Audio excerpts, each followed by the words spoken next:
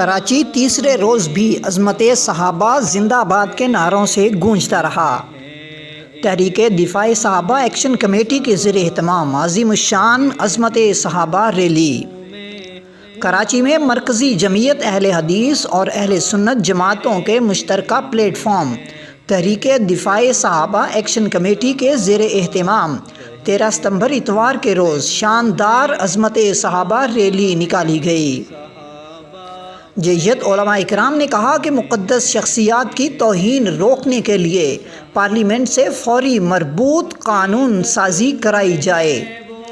کراچی میں مشترکہ plate form تحریک دفاع صحابہ ایکشن کمیٹی کے زیر اہتمام چوک اہل حدیث کوٹ روڈ تا پریس کلب تک عظمت صحابہ ریلی نکالی گئی۔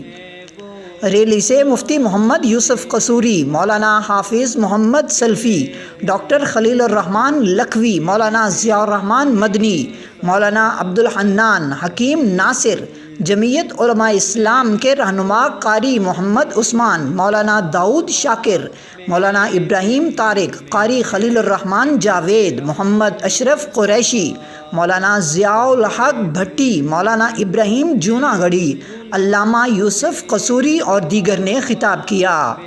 علامہ ابتسام الہی ظہیر لاہور سے بذریعہ ٹیلی فون خطاب کرنے والوں میں شامل ہیں۔ تہے دل سے ہوں میں غلام صحابہ، میرے دل میں ہے احترام صحابہ۔ عظمت صحابہ رضی اللہ عنہم ریلی سے خطاب کرتے ہوئے مقررین نے کہا کہ ہم محب وطن اور پرامن لوگ ہیں۔ ہم ناموس رسالت صلی اللہ علیہ وسلم، ناموس صحابہ اور ناموس اہل بیت رضی اللہ عنہم کے لیے پاکستان کے پرچم کے سائے تلے ایک ہیں۔ ہم سب کا احترام کرتے ہیں، سب کو ہمارا بھی احترام کرنا چاہیے۔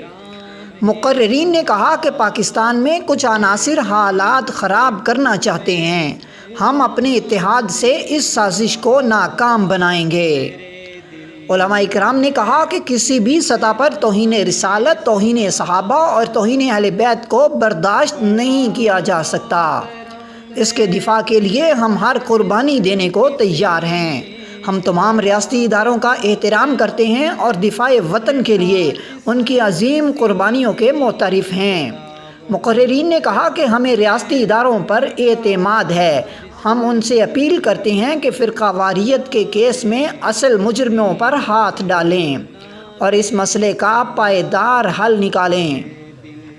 ریلی سے خطاب کرتے ہوئے علماء اکرام نے کہا کہ ریاست فرقہ واریت پھیلانے والوں کے خلاف سخت کارروائی کرے، دین کے تحفظ کے مشن کو جاری رکھا جائے گا۔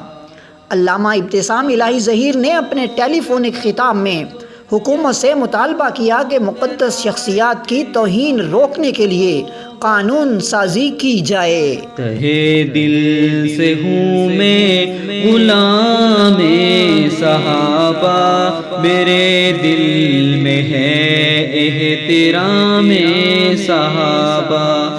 تہے دل سے ہوں میں غلام صحابہ، میرے دل میں ہے احترام صحابہ۔ تہے دل سے ہوں میں غلام صحابہ۔